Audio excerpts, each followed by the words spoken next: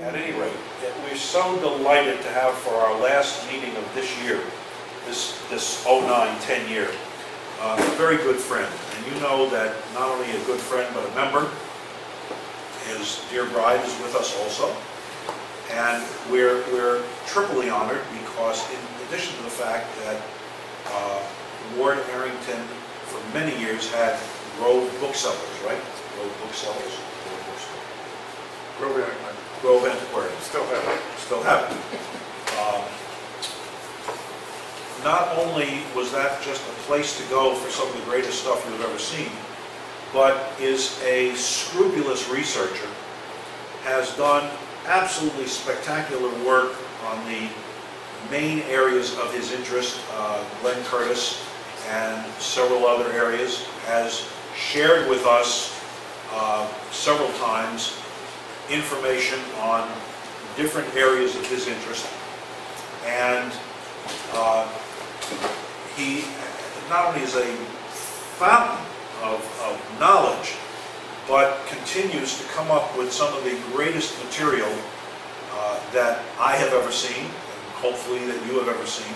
And we're just so delighted to have him with us again speaking, so please welcome our good friend, Ward Harrington. I'm happy to be here. And the reason I'm here is to talk about my hero, Glenn Curtis. Of course, all of you know that Glenn Curtis was the founder of Hialeah and Miami Springs, Noblaka. But I'm here to tell you maybe some things that you didn't know about. Curtis was born in Williamsport, New York. And that's an area in upstate New York in the Finger Lakes. And it's right beside a lake itself. And his came from a farming family, and they were just middle kind of people and didn't have much money. And after the 8th grade, he had to quit school and go to work. And they grow wine here. He worked for a while in the wineries, but in that time was a big craze for bicycles. It was absolutely fabulous, just like our housing boom, they had a bicycle boom.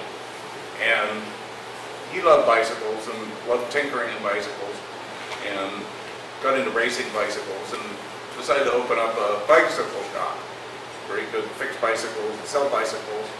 Then he started making bicycles. And he participated in whole bicycle races around, and he was very successful. And then along came another invention, the combustion engine. The engines where they put them on cars were big, gigantic things. And a lot of people, bicycle people said, "Oh, why can't we make a little one?" And so he wasn't the first one, but he was one of the people that made an engine for a bicycle, which they could call a motorcycle. And then he started going around racing his motorcycles. and building motorcycles and selling engines. And he was very, very successful with this. One guy that bought an engine from him was a guy named Scott Baldwin, and he had the idea of having a dirigible and needed an engine, and used a Curtiss engine in his dirigible.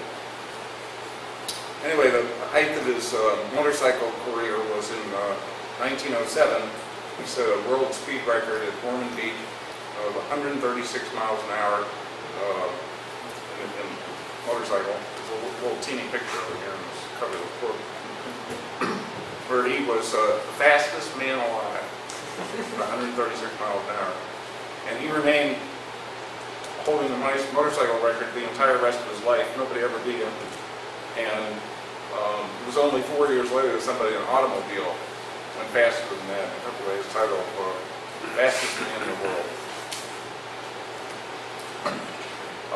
At this point, he was 29 years old, and his wife noticed that a lot of his friends got beat up falling off their motorcycles, and people got killed. And why don't you quit motorcycle racing?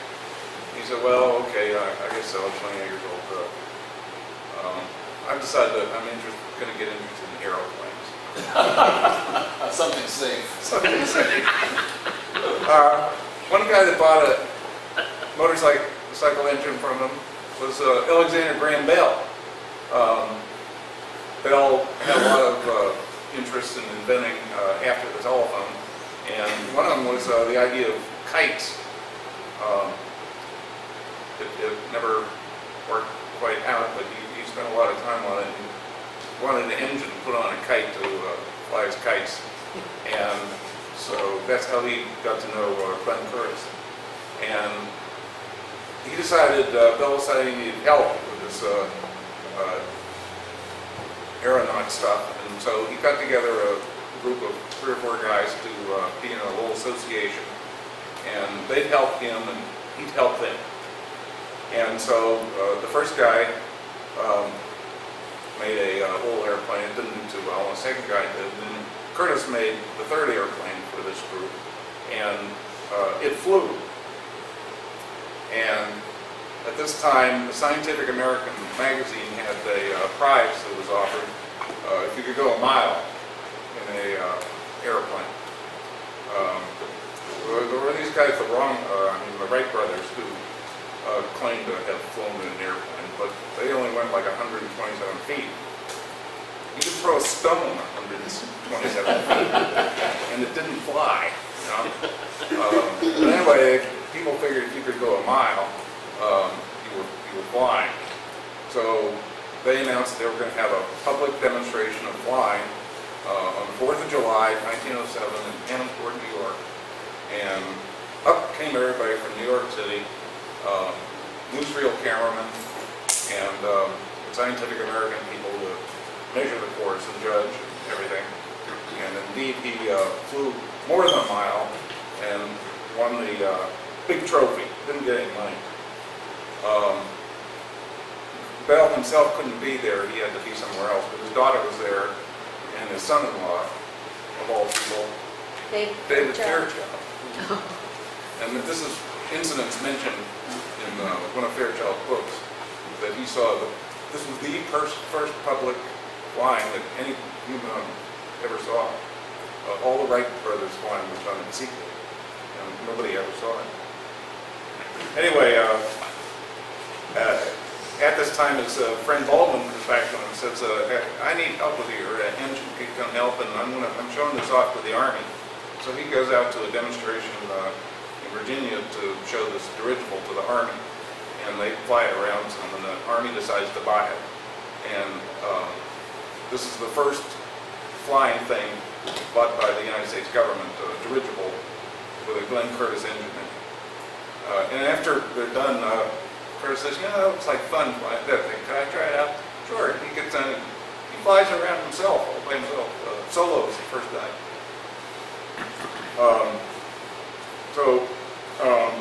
A year later, the Aero Club of New York decides that they'd like to have one of these flying machines, and so they buy the third machine that Curtiss makes.